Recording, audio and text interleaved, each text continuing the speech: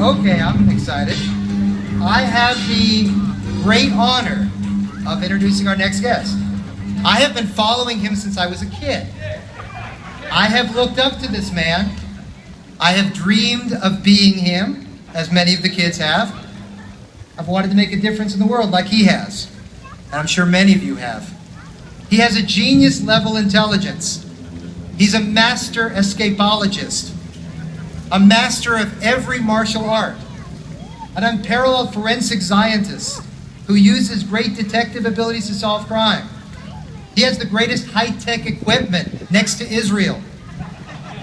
He also has the best car on the planet.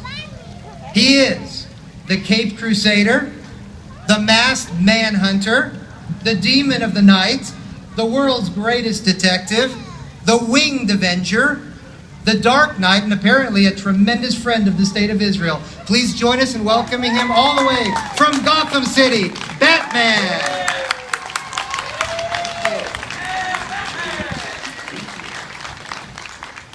How we doing? Come on, how we doing? Outstanding. In 1914, William Finger was born. In 1938, he joined the studio with Bob Kane. William Finger was born into a Jewish family and had great things envisioned for his life. One of his greatest achievements was the creation of Batman. And we can only imagine that being from Israel and of Jewish descent, that he knew all about the struggles of his people, of his country, of the nation. And many years he lived to see it all. He lived to see the independence, the reestablishment, the recognition of this great country. He also heard of all their struggles, all the things that they went through, fought through, and overcame to become great. So we can only imagine that he took all of this knowledge and all of this conviction and poured it into this one character who he called Batman. So what can we learn from Batman? Better yet, what can we learn from Israel? They're synonymous. They're two parallel lives. Batman, being a young boy, Bruce Wayne, witnesses some of the worst tragedy that a little boy could ever imagine, but makes a choice that this tragedy is not going to shape or define him. He will allow this tragedy to make him stronger and become greater. That the choice will be made that what happened in his past will only impact his future in a more powerful, life-changing, and world-changing way. That's the story of Batman. The story of Israel is also the same. A country who's gone through countless years of turmoil, but have been inspired by great acts of heroism. From Moses at the Red Sea, to David in front of Goliath, to Joshua at Jericho. It's also a story of heroes. What do we learn from this? What we can learn is that through trials, through tribulations, and through struggles, your greatest leaders, your greatest heroes, and your greatest nations are conceived. And that these heroes, these individuals, and these nations will make an impact on the world around them in a way that can never be reversed, because they have what it takes to stick it through. I had the pleasure of listening to a great message today about how important it is to take hold and to grab on and to never let go.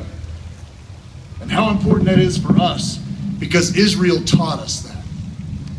Israel has taught us that regardless of the odds, regardless of the opposition, that we hold on, because a brighter day always comes, but you have to push your way through to see it. This has been a personal testimony in my own life as well. Through the tragedies in my childhood, through the difficulties as a teenager and a young adult, I have now made my home Huntington. I have now renamed this territory Gotham. And I will do as Israel did, and I will do as Israel does. I will take the challenges of my past and I will draw strength from them. I will become greater and stronger for the sake of others, not for myself, but so that I can make a change in this world as I was placed here to do. Now, for all of us, we all have a story to tell. We all have a thing to do. We all have difficulties to overcome. We've all had situations in our past. The question is, what have we done with that? Have we allowed those things to empower us and do something great for the good of others? Are we doing something with the pain that we may have experienced, turning it into something glorious for the sake of kids, for the sake of our community, for the sake of whatever it is that you feel led to do? You see, we celebrate Israel's independence today, but we also celebrate that this country, this nation of Israel, has given us a story that can inspire us in our own personal lives. You see, what somebody else does around us, the only way that it can be really, really glorious is when it does something in your own personal life. So that's the key. The key is to draw strength from what Israel has accomplished. The key is to find your story.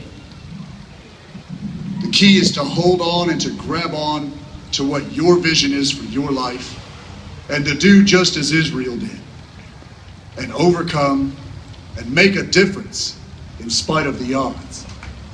I'm honored. I'm honored to be able to be here today and share this. My prayer is that William Finger and Bob Kane are really having a blast watching this right now. God bless you all. God bless Israel. And thank you, everybody, for having me out.